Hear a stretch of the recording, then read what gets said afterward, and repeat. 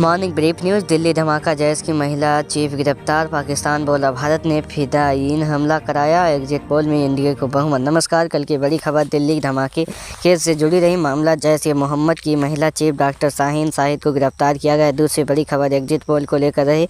बिहार में भारी बहुमत से एनडीए सरकार बनने का अनुमान है। आज के पर्व की वेट जिन पर रहेगी हमारी नजर। सुप्रीम कोर्ट सहमति से यौन संबंधी की कानूनी आयु घटाने के मामले में सुनवाई करेगा। उत्तर प्रदेश की बड़ी खबरें। विधायक जी टोपीबाज निकले। साहब जी की मैडम सस्ती बोतल नहीं पीती। बीजेपी प्रवक्ताओं को बंदूकबाज चाहिए। कल की बड़ी खबरें। दिल्ली का कार ब्लास्ट के बाद नया सीसीटीवी फुटेज। गलियों में भगदड़, दुकानों छोड़कर भागे कारोबारी। दिल्ली ब्लास्ट का एक और सीसीटीवी फुटेज सामने आया जिसमें नजर आ रहा है कि मोबाइल की शॉप पर भीड़ लगी है। जैसे ही ब्लास्ट होता है कुछ लोग दुकान के अंदर भागे, वहीं कुछ लोग चांदनी चौक की तंग गलियों से भी भागते दिखे। अब तक 12 लोगों की मौत और 20 से ज़्यादा लोग घायल हैं। 200 की पहचान हो चुकी है, बाकी की पहचान डीएनए टेस्ट से होगी। उमर कार में लगातार 3 घंटे बैठा रहा। दिल्ली पुलिस की शुरुआती रिपोर्ट के मुताबिक धमाके से पहले डॉक्टर मोहम्मद उमर नबी 3 घंटे तक कार में बैठा रहा। उमर नबी ने धमाके को खुद भी उड़ा लिया है, यह सीसीटीवी में देखा जा सकता है। उमर पुलवामा का रहने वाला था। उसके परिवार को डीएनए जांच के लिए हिरासत में लिया गया था। उसके दोस्त डॉक्टर सज्जाद को भी पकड़ा गया है।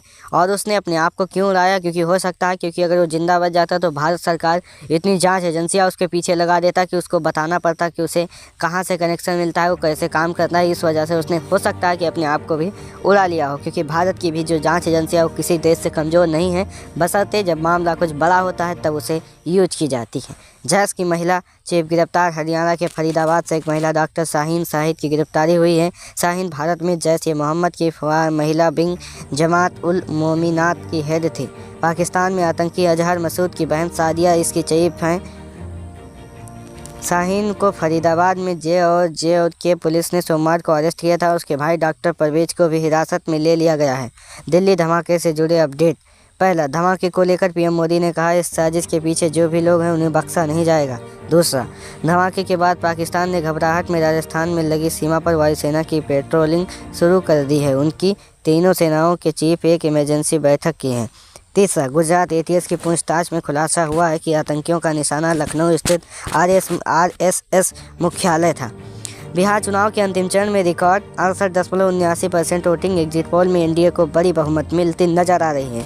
जी हां, बिहार चुनाव के दूसरे और अंतिम चरण में रिकॉर्ड तौर 68.79% वोटिंग हुई है। मुस्लिम बहुल किशनगंज में सबसे ज़्यादा 77.75, नवादा में सबसे कम 57.76 मतदान हुआ। अरवल में वोटिंग के दौरान हाई अटैक से पीठासीन अधिकारी अरविंद कुमार की मौत हो गई है। बेतिया में पैसे बांट रहे आरजेडी के 2 समर्थकों को पुलिस ने पकड़ा है। जमुई में 2 समुदाय में ईंट पत्थर चले हैं। मोतिहारी में 10 लोगों को फर्जी वोट डालते हुए पकड़ा गया है।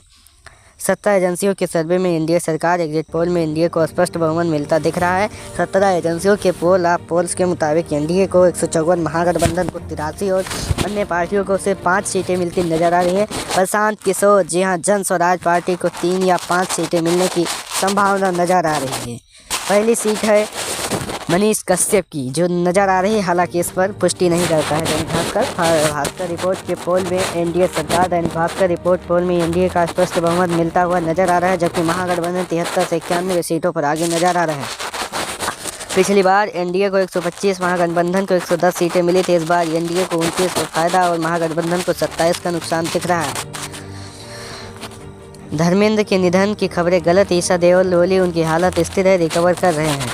एक्टर धर्मेंद्र के निधन की खबर को बेटी ईशा देओल ने अफवाह बताया। उन्होंने कहा कि पापा की हालत स्थिर है, वह रिकवर कर रहे हैं। हेमा मालिनी ने भी झूठी खबरों पर नाराजगी जताते हुए इस तरह की हरकत माफ़ करने लायक नहीं है।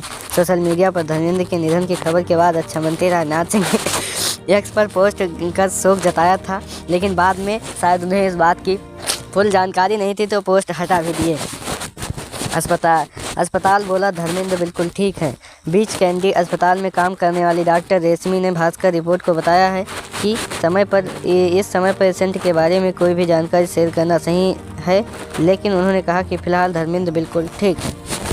पाकिस्तान में आत्मघाती हमला, 12 मौतें 36 घायल। पीएम शहबाज बोले भारत ने कराया। पाकिस्तान में इस्लामाबाद में डिस्ट्रिक्ट कोर्ट के बाहर हुए आत्मघाती हमले में 12 लोगों की मौत हो गई है। 35 से ज़्यादा लोग घायल हैं। हमलावर का सिर घटनास्थल पर मिला है। प्रधानमंत्री शहबाज शरीफ ने हमले के लिए भारत को जिम्मेदार ठहराया, जबकि रक्षा मंत्री ख्वाजा आसिफ ने अफगान सरकार को दोषी बताते हुए कहा कि पाकिस्तान अब जंग की स्थिति में है। भारत बोला, यह पाकिस्तान की पुरानी आदत है। विदेश मंत्रालय के प्रवक्ता रणधीर जायसवाल ने कहा कि यह पाकिस्तान की वही पुरानी रणनीति है। वो झूठे नैरेटिव गढ़कर को अपने लोगों को ध्यान असली मुद्दों से भटकाता है। हरियाणा में धीरेन्द्र शास्त्री की सुरक्षा बढ़ाई, पदयात्रा में युवक को क्रेन से कुचला, मौत।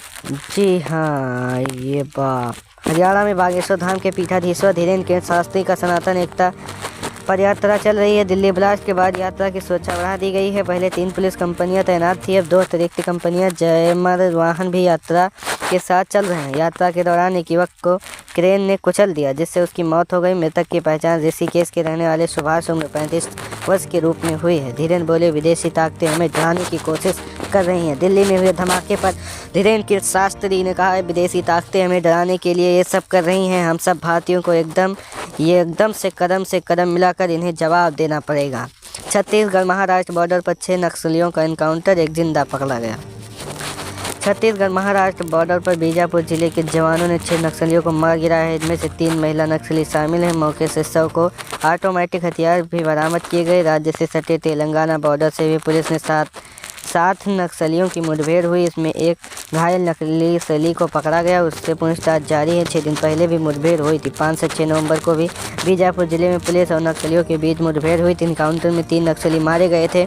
गृह मंत्री विजय शर्मा ने कहा, नक्सलियों को सरेंडर और सुरक्षित मौका दिया जाएगा। हमला हुआ तो कड़ा जवाब मिलेगा।